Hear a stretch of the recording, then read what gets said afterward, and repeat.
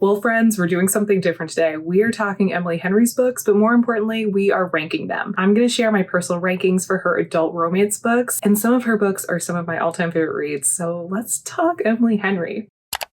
If you were new to my channel, hi, hello, welcome. My name is Kat. I read a lot of romance and I read some fantasy too. And today we're going to tier rank Emily Henry's books, specifically her adult romance books. She's got some other books that I have not read yet, but I hear good things. So that's on the old TBR, which is just completely out of control. And if I have ranked one of your favorites low, I just want to say I'm not throwing shade at this book or at Emily Henry. Some things just resonate more with a reader than others. That's the beauty about reading. It's subjective and all opinions matter. And also, I'm not going to dive into what each of the books are about, but I will give the tropes. These books are pretty popular. We're here for the rankings. I'm just going to share little tidbits.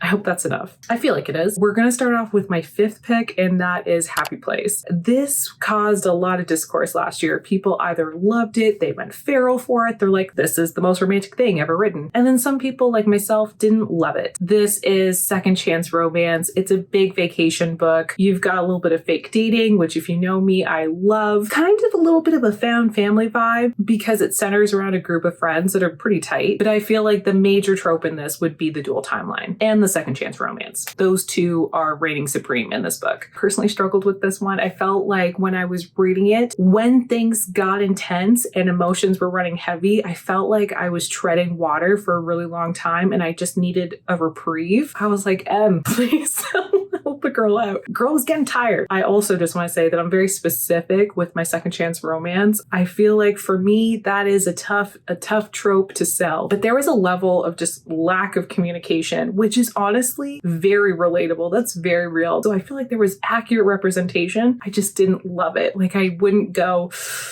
I just need a good summer read. I'm going to pick up Happy Place. And I know for some people they will, but I sadly am not one of them. So it has to go in fifth place for me. Then we're going to jump into my fourth pick, and that is People We Meet on Vacation. This is a super neutral read for me. I feel like I have not read this in a minute. I feel like I read it during a lockdown or maybe just after it, but it's opposites attract in a very When Harry Met Sally way. One of the characters is a travel writer, so there's vacations happening in this. There's also a dual timeline, much like Happy Place, and like a friends to lovers vibe too, but there's like a mystery. You have to figure out what happened, and I did enjoy that, I'm not gonna lie. And then there's like one other big classic trope, and I'm not gonna say it. I feel like the fun is in the discovery for that one, but I liked this. I thought it was fun, but I do feel like this one and Happy Place, they give similar vibes, especially because of the dual timeline. I always put them in the same lane. Fourth place goes to People and Me on Vacation. This is where things get sticky. I'm not gonna lie, I struggled with my third and second choice for this because I love these two books almost on par, just for different reasons. But I can't cheat. I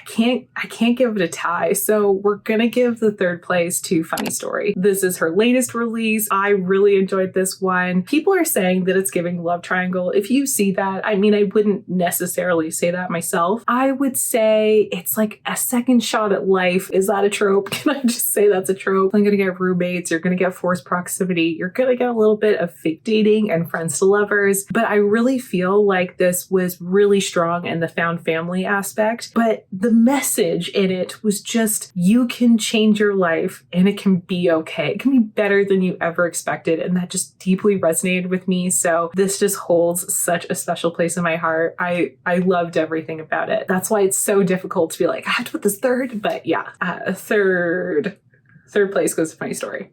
It's so good. Highly, highly recommend. Now for my second favorite Emily Henry book, I have to say, see, it's hard, but oh gosh, I'm going to say Beach Read. This was my first Emily Henry book. I remember everything about reading this book. I remember where I was. I remember the weather outside. I remember the feelings. I remember just going, I'm a reader again. Like this was a moment where I'm like, I'm a reader again. And that feeling, that impact has lasted. It has stayed. And I just will now read everything that she's ever written, including her backlist, which I'm going to get to. Anywho, the tropes that you can expect, just the vibes in this are so good. It's small town vibes, actually much like kind of Funny Story and Book Lovers. They all kind of have like a smallish town vibe, and I love that. This one, I would definitely say like enemies to lovers, like almost rivals to lovers. I think that that's probably more accurate. There is some history. Both of them are writers. They're neighbors. Some of the most romantic things are said in this book. I definitely would also kind of say a little bit of like a Grumpy Sunshine vibe too, which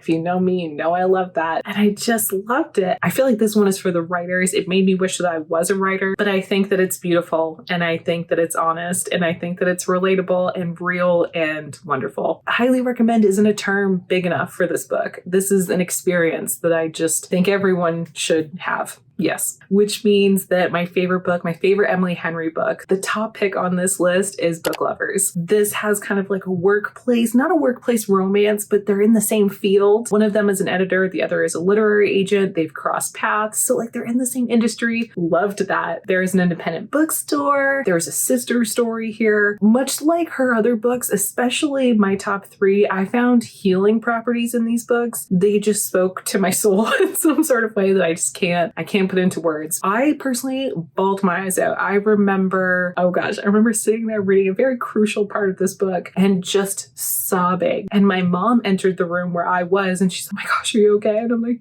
"Yeah, I'm great. It's so sad. It's so good." It stuck with me and I just love this book so much.